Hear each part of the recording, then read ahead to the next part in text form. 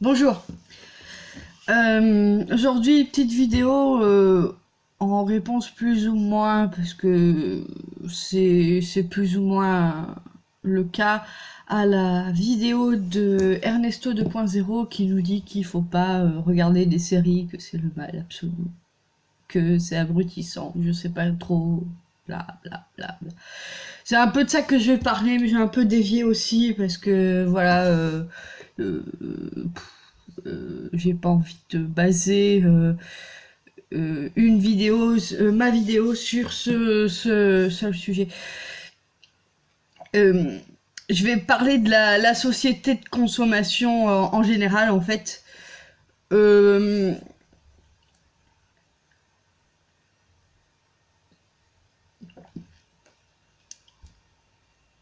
Quand a eu lieu la révolution industrielle au début du siècle dernier, euh,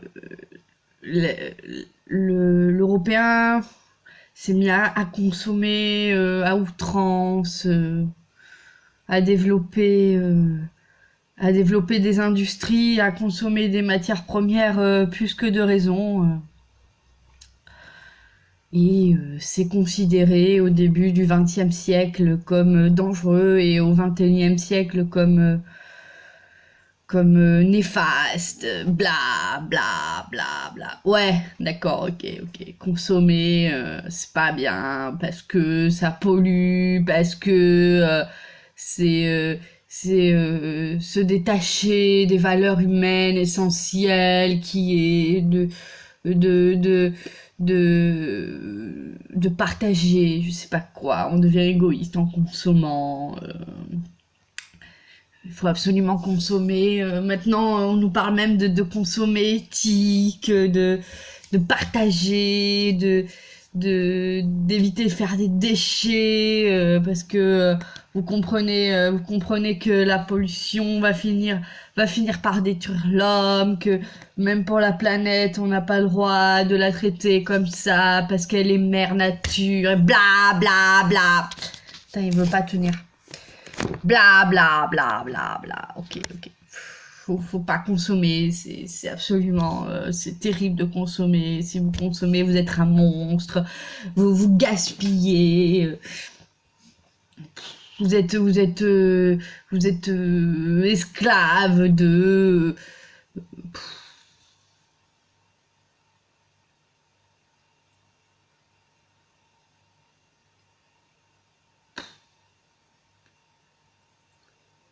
consommer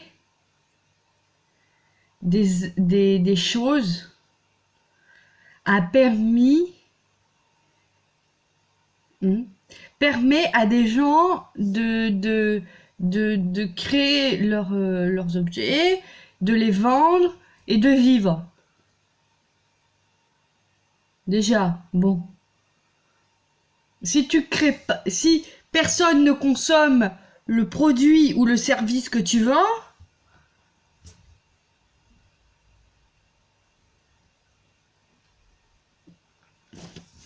tu fais pas de commerce.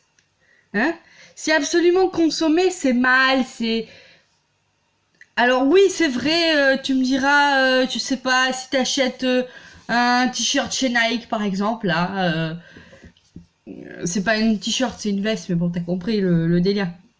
T'achètes un truc chez Nike, c'est du made in China, donc tu fais travailler des pauvres enfants qui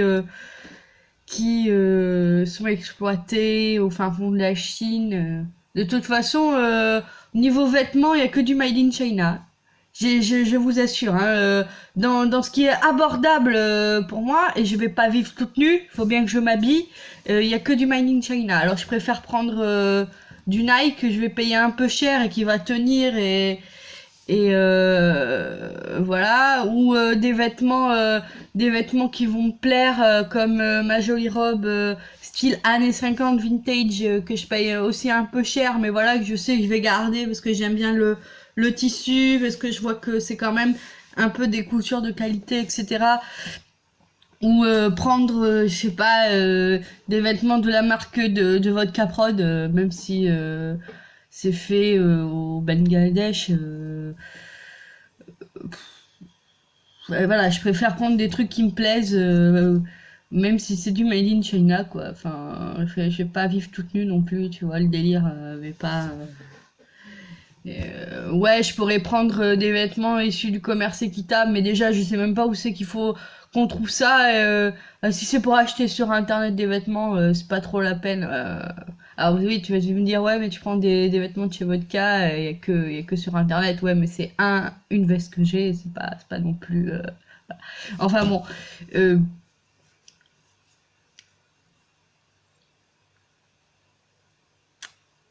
voilà, je préfère aller en boutique, voir le vêtement, discuter avec le vendeur.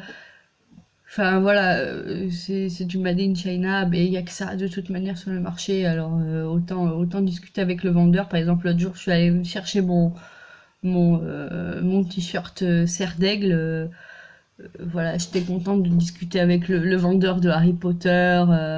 Voilà, j'étais contente. Ça m'a fait passer un bon moment en plus de l'achat que j'ai fait. Voilà, donc déjà dire que consommer est le mal absolu parce que il te force à, à t'isoler socialement, bah non, on peut très bien consommer un repas, n'importe lequel, qu'il soit fast-food ou gourmet, machin, en, euh, en partageant des choses. Et en fait, c'est pareil pour tout. C'est pareil pour la technologie, c'est pareil pour... c'est c'est l'un... C'est pas mal. Ce qui est mal ou bien, c'est l'usage que t'en fais. Une arme à feu, par exemple. Une arme à feu, tu vas me dire, ouais, c'est le mal absolu, avec tu peux tuer, tu te sens plus, bla bla bla, l'homme, il est au-dessus de ses fonctions, il a le droit de tuer avec son arme à feu. Si t'as une arme à feu pour te défendre, ou pour chasser, pour manger,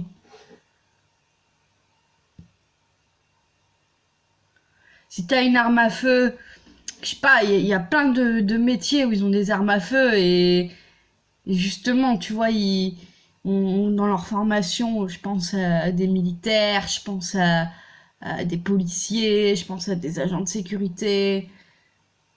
Tu vois, je vois tous ces métiers-là où ils ont des armes à feu. Dans leur formation, on leur explique que, comme quoi, l'arme à feu, tu vois, c'est une responsabilité.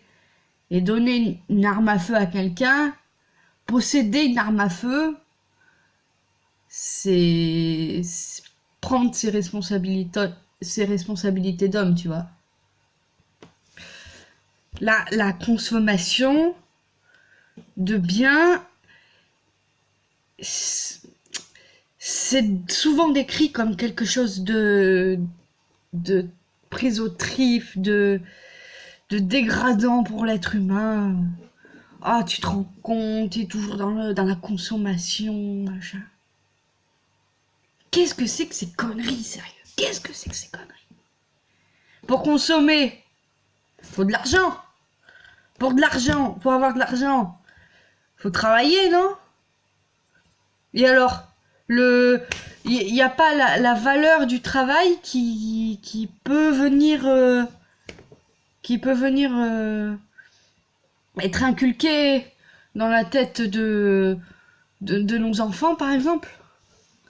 Je sais pas, mais moi, en tant que future maman, je l'espère, je me pose ces questions-là, tu vois. Bon, pour consommer ton DVD, ta série, hein, ton jeu vidéo, ton, je sais pas, ta figurine de Harry Potter, ton,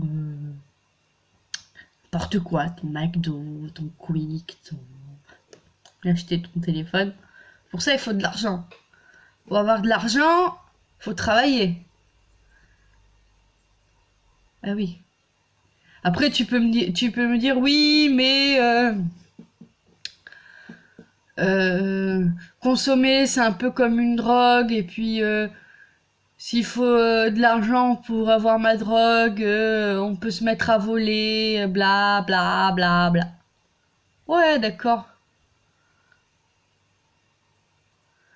Et euh, l'argent, l'argent facile, comme voler ou j'allais dire se prostituer, mais ouais, dire l'argent facile, se prostituer, voler, escroquer. C'est dû, en réalité, au, à la mauvaise utilisation qu'on va faire de l'argent. Toute une question, en fait, de qu'est-ce qu'on fait des choses. Alors, consommer des séries, c'est abrutissant. Ah, pour certains. Peut-être que d'autres, ça va leur faire poser des questions. Ça va leur faire comprendre certaines choses. Je prends Plus belle la vie, par exemple. Voilà. Plus belle la vie, j'ai, on va dire, deux clans. Je pense que c'est un peu pour tout le monde pareil. Autour de moi. Moi, je suis assez neutre. Moi, j'aime bien la série. Des fois, ça me gonfle, je regarde plus. Des fois, je regarde. Quand je tombe là-dessus, les rares fois où j'allume la TV, bon. Des fois, quand je vais chez une copine, elle regarde Plus belle la vie. Je regarde Plus belle la vie avec elle. J'ai pas trop d'avis en fait. Pour moi, c'est une série. Et bon, j'étais très très fan, fut un temps, et puis après j'ai laissé tomber. Enfin, je suis un peu, voilà, moi je suis un peu par période. Je vais me passionner pour un truc, puis ça va me saouler, je vais laisser tomber, puis je vais reprendre. Voilà, je suis un peu comme ça. Je suis un peu bipolaire au niveau de mes centres d'intérêt. Euh, Bon, et en fait, autour de moi, j'ai deux clans. J'ai des gens qui détestent Plus belle la vie, mais qui disent ouais, c'est de la merde. Les acteurs ils jouent mal, c'est que des fonds verts. Qu'est-ce que c'est que ces accents, ces faux accents de Marseillais?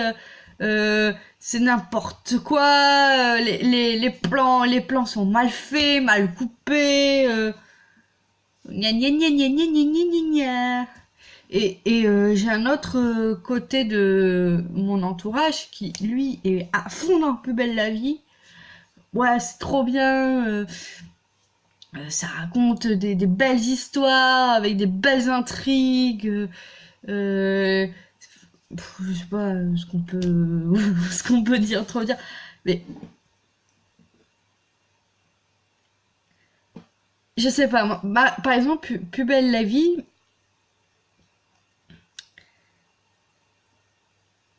apporte peut-être chez certaines personnes une réflexion. Je pense aux réflexions sur les couples homosexuels, par exemple. Il y a un personnage, le personnage de Thomas, le fils du barman, qui est homosexuel et qui amène le public à se poser des questions sur l'homosexualité, sur son acceptation ou pas, sur les problèmes que les homosexuels peuvent rencontrer dans la vie. Bon, après, c'est vrai que je trouve, personnellement, hein, je trouve que le personnage de Thomas est un énorme cliché des homosexuels. Et il est toujours comme ça, là, maniéré, outré de tout, enfin, je sais pas quoi. Bon, c'est un film, c'est une caricature. N'empêche que Thomas, il va avoir des amants, il va même finir par se marier avec euh, pas une multitude parce que c'est pas non plus il n'a pas non plus 150 milliards de mecs, mais il a un mec qui est policier par exemple, euh, et puis le mec il fait pas du tout tapette quoi, il fait vraiment viril, même dans la caricature du mec viril, tu vois, un peu. Donc c'est pour ça montre, tu vois, quelque part à la ménagère, parce qu'on va dire ça comme ça, mais enfin au public de Plus belle la vie, que il y a une diversité d'homosexuels. Je pense aussi au personnage de Myrta Torres, euh, qui est hyper croyante, etc., et qui est quand même, qui a quand même une part d'ombre, une part de, voilà, ou de Luna, qui est sa fille, qui pareil, voilà, et n'hésite pas à enfreindre la loi si elle trouve les choses injustes, etc. Voilà, ça apporte, tu vois, les personnages sont quand même un peu, les personnages principaux, parce que les personnages secondaires sont moins bien travaillés, mais voilà, les personnages sont un peu travaillés, voilà, ça montre que l'être humain est un peu complexe, un peu, voilà, ça amène des sujets de société sur la table. Les élections, il parlait des élections dans Plus belle la vie, il parlait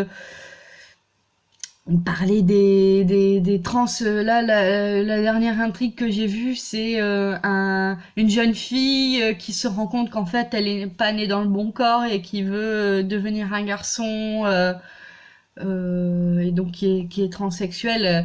Moi, j'ai une amie qui m'avait dit, qui m'avait dit, oui, je comprends pas la transsexualité.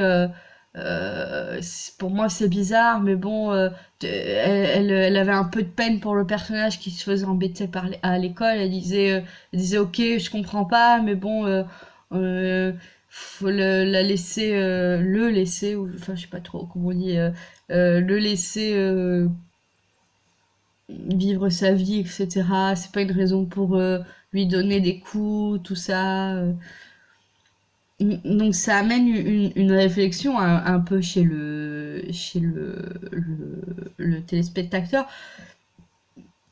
euh, où ça peut aussi, comment dire, euh,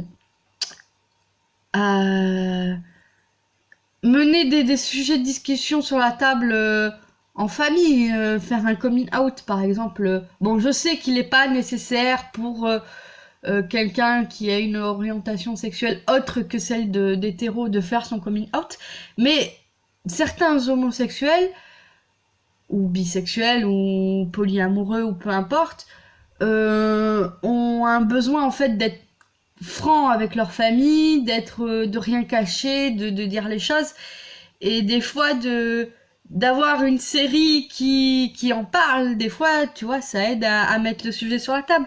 Encore une fois, le ce qui est pas mal, c'est pas c'est pas mal en soi en fait le fait de consommer ou de regarder des séries ou je sais pas quoi. Ce qui va être bien ou mal, c'est ce que la personne va en faire. Euh,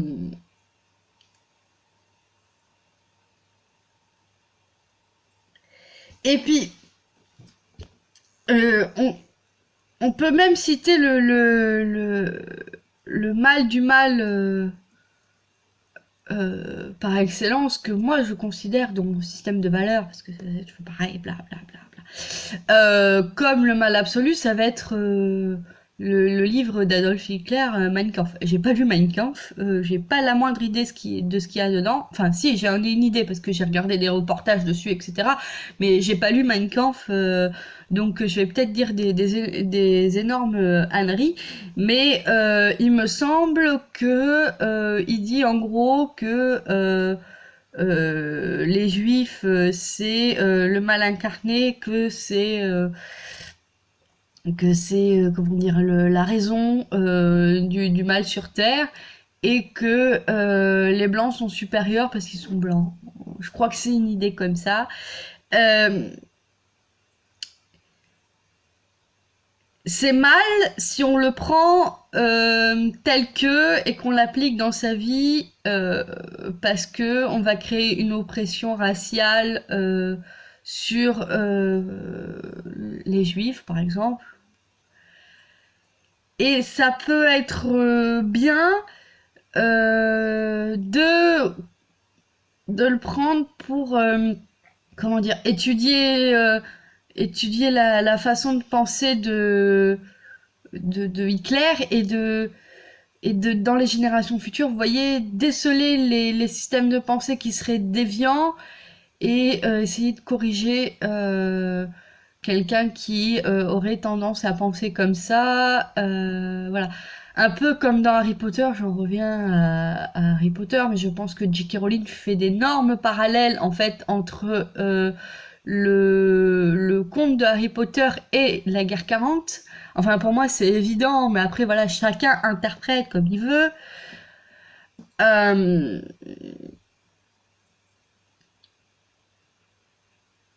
Quand Dumbledore va expliquer à Potter l'enfance de Voldemort, voilà, et donc il va expliquer pourquoi il pense comme ça, etc. Et donc ça permet pour moi, hein, ça permet à Potter de prendre un peu du recul et de pas finir complètement fou allié parce que lui aussi est un sang mêlé, parce que lui aussi ses parents sont morts et donc il aurait toutes les raisons de devenir le méchant de l'histoire en fait et que Dumbledore lui explique tiens regarde ce qu'il y a eu, regarde par quoi il est passé, etc. Ça permet à Potter d'en tirer leçon et à s'extraire un peu voilà, ça permet comme quand je sais pas quand j'étais enfant ma mère qui me disait attention fais pas ça parce que moi je l'ai fait ça m'a apporté ça ça ça tu vois donc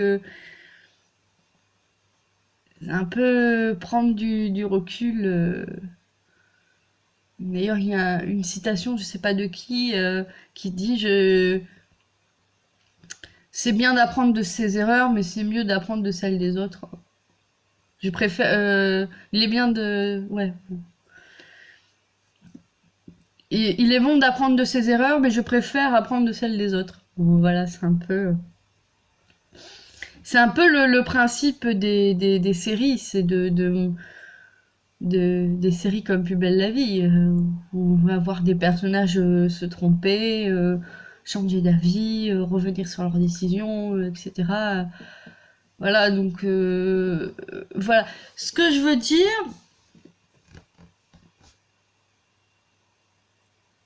et je crois que ça fait la troisième fois que je le dis depuis le début de cette vidéo, mais vraiment pour que le message soit clair, parce que je suis pas toujours claire quand je m'exprime, c'est que le fait de consommer n'importe quoi, que ça soit euh,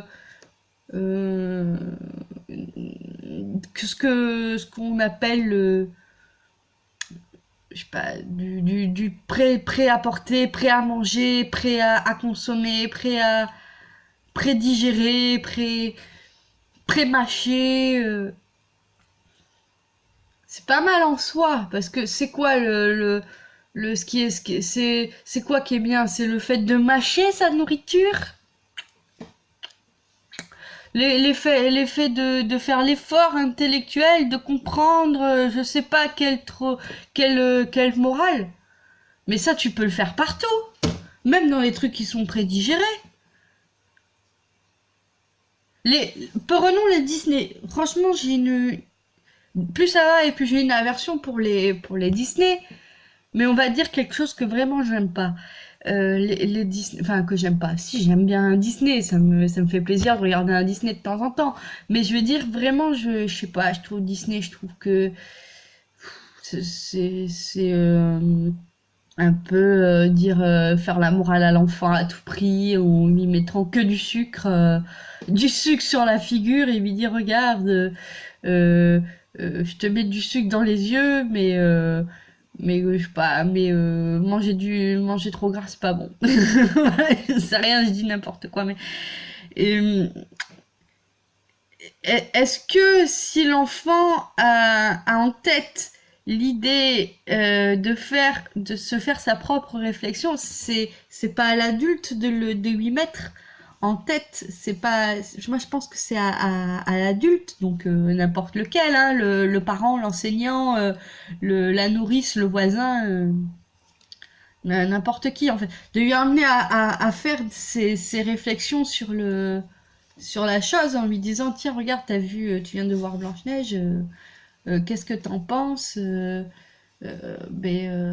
ah d'accord, et d'amener l'enfant à se faire une réflexion. Alors, je sais pas trop quelle réflexion on peut amener l'enfant à se faire, mais par exemple, pour ta sécurité, c'est bien que quand t'es tout seul à un endroit, ben, tu parles pas aux inconnus, parce que tu vois, Blanche-Neige, elle a croqué la pomme, elle est morte. Enfin, tu vois ce genre de truc, tu peux lui emmener, tu vois, à se poser des questions, etc. Toi, en tant qu'adulte. Parce qu'évidemment, si tu le prends, tu le mets devant la télé, et tu lui dis, tiens, regarde ça, elle fait pas chier. Évidemment, mais n'importe quoi qu'il regarde. Même s'il regarde un film d'auteur, un peu comme dit un génocide, ouais, pourquoi vous regardez pas des films d'auteur? Enfin, c'est pas ça qu'il dit, mais c'est comme ça que je l'interprète. Pourquoi vous regardez pas des films d'auteur profonds, euh, qui vont vous faire réfléchir et ça et ça? Ouais, mais si t'as pas un adulte qui derrière va expliquer à l'enfant, euh, même s'il lit des livres qui font réfléchir, entre guillemets, si t'as pas derrière l'adulte qui lui explique, qui dit tiens, regarde. Alors l'adulte, ça peut être le professeur de français, hein, bien évidemment, mais qui lui dit tiens, regarde, là l'auteur il a dit ça pour ça et ça, parce que il était dans un contexte historique qui a fait que à ce moment-là il s'est posé telle et telle question. Euh, et toi, qu'est-ce que t'en penses? Voilà, essaye de réfléchir un peu là-dessus. Euh, si t'as pas l'adulte derrière, tu vois, pour le ramener à la réalité, euh, ça sert à rien. Ça sert à rien de se cultiver et euh, d'aller voir, je sais pas, des tableaux de maître ou je sais pas trop quel.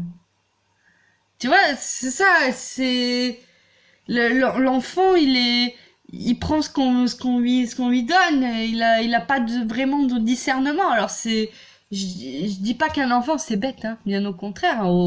Un enfant, ça réfléchit des fois beaucoup plus vite qu'un adulte et c'est plus réactif, plus vif que certains adultes. Mais ce que je veux dire, c'est que le il fait très bien le parallèle avec la nourriture, Ernesto 2.0. Si un enfant, tu le nourris au McDo, au McDo, au McDo, au McDo, il va être gros, il va être pas bien. Mais si tu lui dis, par exemple, tu lui dis, ben écoute, on peut manger du McDo, mais il existe autre chose. Puis même si on mange du McDo, on peut compenser en faisant du sport.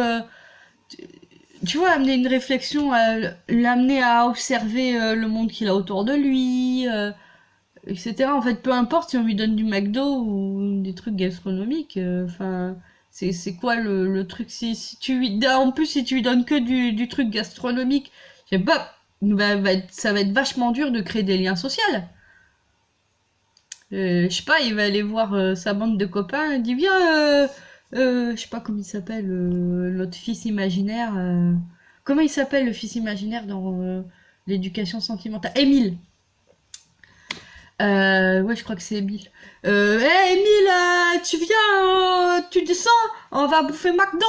Hein, quoi, McDo? Ah non, je veux pas. Tu comprends, nous, chez nous, on mange que des plats gastronomiques. J'en veux pas de ta merde, va-t'en bouffon.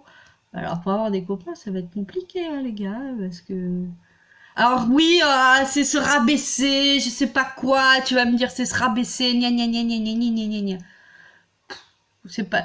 Moi, je pense pas qu'il est de se rabaisser, d'aller voir l'autre, de discuter avec lui, d'essayer de comprendre ce qu'il est, et l'autre, il va prendre un intérêt pour toi, il va essayer de comprendre qui tu es, et voilà, on fait échange de culture. De culture, oui, voilà, on fait échange de culture, on s'intéresse à l'autre, on s'intéresse au monde, on s'intéresse à ce qu'il y a autour de nous, parce qu'on n'est pas toute seule sur cette putain de planète. Voilà. C'est comme ce téléphone là avec lequel je filme. Euh, c'est comme le téléphone avec lequel je filme là. C'est soi-disant pour certains le c'est soi-disant le mal incarné, ce qui va nous enfermer, je sais pas quoi. Non. Si les gens ont envie d'être enfermés dans leur bulle, le téléphone c'est un prétexte. Avant le téléphone, ils avaient des bouquins, ils avaient la TV, ils avaient, je sais pas, la masturbation à outrance. Si quelqu'un a envie de s'isoler, s'enfermer, déjà je vois pas pourquoi c'est mal, parce que des fois, côtoyer des gens, au bout d'un moment, laissez-moi tranquille s'il vous plaît. Déjà je vois pas en quoi c'est mal, chacun a besoin de s'isoler à un moment. Y en a même qui se cachent dans les toilettes pour s'isoler parce qu'ils savent pas le faire, donc ils prétextent aller aux toilettes, mais en fait c'est pas du tout le cas. Ils ont juste besoin d'une minute ou deux ou 5 minutes pour rester isolés et tranquilles et voilà. Y en a qui vont se bourrer de cachets pour dormir, pour rester tranquille. Enfin voilà, déjà s'isoler en soi c'est pas mal. Premièrement. C'est voilà le téléphone n'est pas quelque chose qui isole. Non, au contraire, le téléphone c'est fait pour communiquer, c'est fait pour partager, c'est fait pour voilà, c'est si la personne choisit de s'isoler avec son téléphone, c'est qu'elle choisit de s'isoler avec son téléphone. Si au contraire la personne décide de partager avec son téléphone, elle partagera avec son téléphone en créant des vidéos sur internet comme je le fais, en téléphonant, en prenant des nouvelles des gens sur les réseaux sociaux, en envoyant des sms, je sais pas, tu vois, c'est l'objet n'est pas néfaste.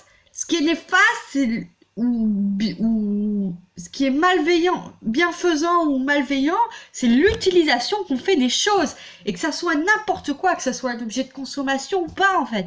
On s'en fout.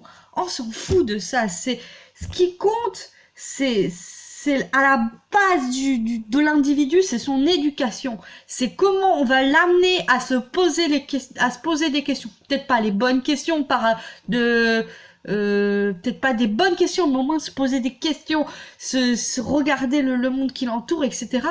Et voilà, c'est ça qu'il faut dire absolument. Ah, ça c'est mal, ça c'est bien, ça c'est mal, ça c'est bien, ça t'abrutit, ça t'enrichit. Non. Parce que franchement, j'ai lu, alors je lis pas, j'écoute en livre audio parce que lire ça me fatigue, mais je verrai pas pourquoi ma dyslexie m'empêcherait de connaître certains classiques de la littérature. J'ai lu, écouté certains classiques de la littérature qui m'ont fait chier. Mais j'ai rien compris, mais je m'en fous, j'en ai rien à foutre. Et d'autres classiques de la littérature que j'ai adoré, que je me suis repassé en boucle et en boucle, que j'ai été voir les films qui ont été adaptés, que j'ai essayé de creuser les explications de texte, que je me suis posé des réflexions et des machins, et que j'ai adoré, qui m'ont ouvert les yeux sur plein de choses. Évidemment qu'il faut pas passer à côté de classiques de la littérature. Mais c'est pareil pour les films modernes. Il y a des films modernes sur lesquels je me suis fait chier, comme 50 nuances degrés, là. Oh là là, mais que j'ai trouvé ça chiant et niais, dégueulasse et bourraque. J'ai pas aimé du tout 50 nuances degrés. Si, j'ai aimé parce que voilà, c'est un moment que j'ai passé avec mes copines, on a rigolé. Ah, ils sont sadomaso, c'est drôle. C'est vraiment cliché, n'importe quoi. Je me souviens surtout d'une scène où il sort un plug anal, et ma pote, elle me dit, mais c'est quoi? Je lui dis, un plug anal. Elle me dit, quoi? Mais je te dis que c'est un plug anal, comme ça, tout fort dans le cinéma, et tout le monde s'est retourné. C'était très marrant de lui foutre la honte, ça m'a fait rire. Non, je plaisante, c'est pas vrai. J'avais autant honte qu'elle. Non, mais voilà, sans déconner, 51 degrés, ça m'a fait chier à mort, quoi. Et il y a euh, euh, il y a d'autres films que j'ai adoré regarder, qui m'ont fait poser des questions et et des films modernes. Je pense à Into the Right, Wait, enfin le film avec le film qui parle de la guerre là, ça m'a bouleversé, ça m'a euh, Intouchable aussi, même si beaucoup n'ont pas aimé Intouchable, moi ça m'a bouleversé, ça m'a fait poser des questions, ça m'a fait amener une réflexion, voilà.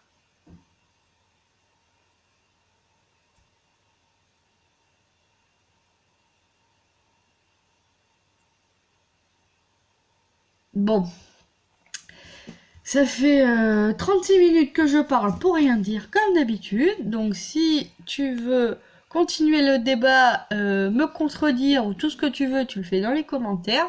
Tu peux même faire des vidéos qui me répondent, pourquoi pas. Je te laisse. En attendant, je souhaite le meilleur.